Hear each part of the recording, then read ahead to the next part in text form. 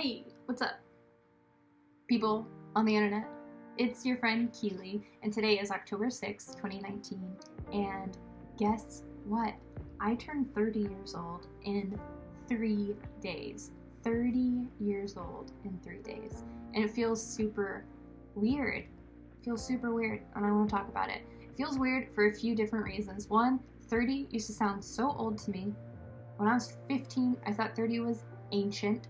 I was not sure I would live to be that old, which is messed up. And also, I just thought that it meant that you were old, you were washed up, and that if you hadn't achieved your dreams, then it was never going to happen.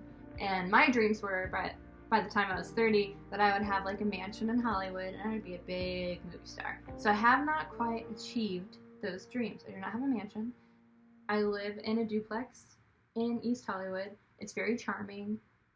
We can film stuff here, which is awesome, but it's a homeless man sleeps right outside my window. It's not a mansion, you know what I mean? Like, I'm not quite yet where I want to be. So I'm doing this thing where I'm like comparing where I am to this fantasy version of where I thought I would be, and it's making me feel bad about my reality.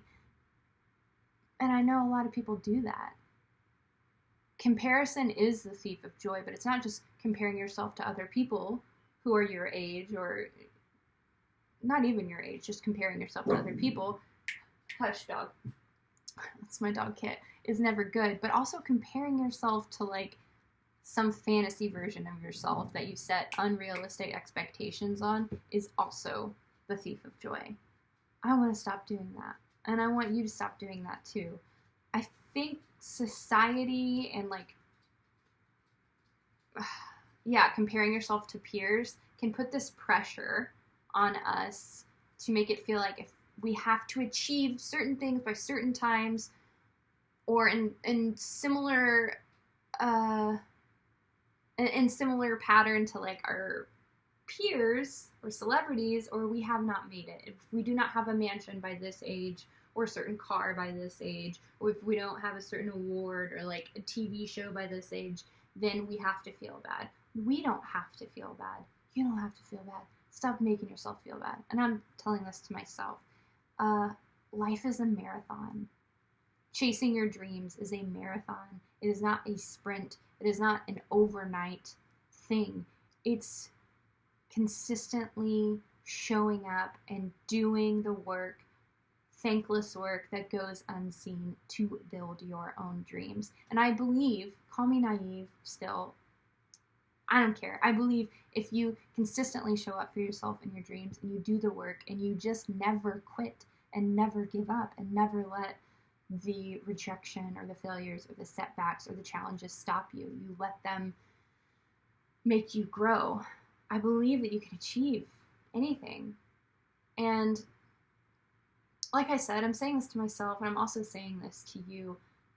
I want everyone to be kinder to themselves and to others, but it starts with you. Like, be loving to yourself and where you are on your journey. Something that I'm wanting to do more of in this new chapter of my life is I want to express more gratitude. I want to spread more kindness and vulnerability and authenticity. That's why I'm making this little video. I want to share more of me, like real things that I think about, struggles that I have, insecurities, doubts, questions.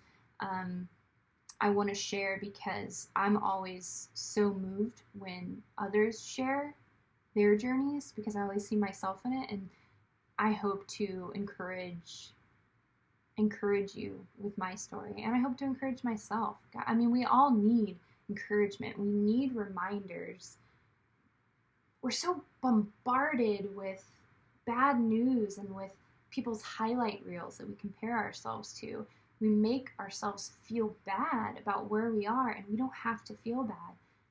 I want to be a part of people not feeling bad and me not feeling bad. I want to feel good, and I always feel good when I think about all the things that I have to be grateful for.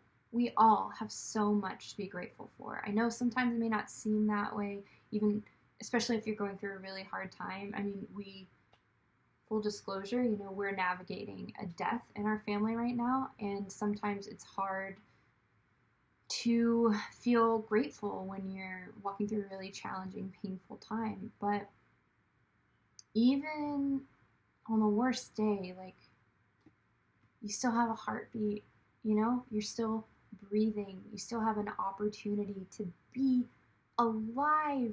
And to be alive, that's crazy. Like, the odds of us being here are very, very low. Like, you would not buy a lottery ticket on those odds, yet we are here and we're alive and we have a chance to interact with each other. I have a chance to talk to people on the internet and I've made friends on the internet, and the internet has taught me how to be a filmmaker. I didn't go to film school, and now I'm a writer, director, producer. I learned from researching on the internet and then taking action.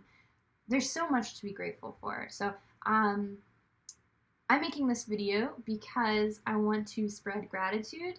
I want to be vulnerable about comparing myself to others and comparing myself to a fantasy.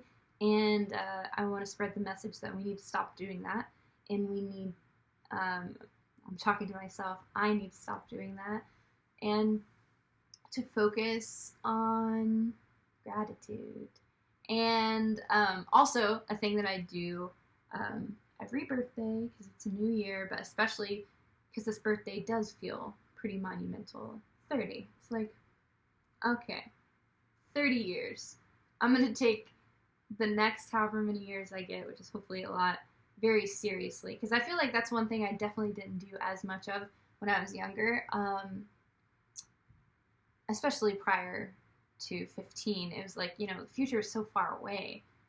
I wanted to get to places, but I wasn't necessarily realizing that I could make daily choices that would help me on my journey to where I wanted to be. And that's something that I want to recognize more in the future. I can make daily choices for things that I love and believe in and for my dreams. And I want to do more of that. The things that I'm most proud of that I've achieved in my life were always based on decisions that I made authentically and with love. And I want to do more of that. So part of that is going to be making videos like this where I talk about what I'm doing, what I'm making, what I'm thinking. And part is this second part, which is accountability. So I moved out here to be an actor. Me and my fiance, now husband, did. And when a lot of acting opportunities were not just swarming us, we weren't being just bombarded with invitations to act on TV shows. Again, reality not lining up with fantasy. We pivoted and we're like, well, we love acting and storytelling so much. We want to be involved. We want to make however we can. So we'll figure out how to write and direct and produce. And we did. And we've made shows and gotten jobs from it and found a community. And I'm so grateful. And I grew so much, but it was only because things didn't go the way that I thought they would. And isn't that how life works? Just want to remind myself of that, and you. Nothing worth having comes easily or quickly. So be loving with yourself wherever you are on your journey.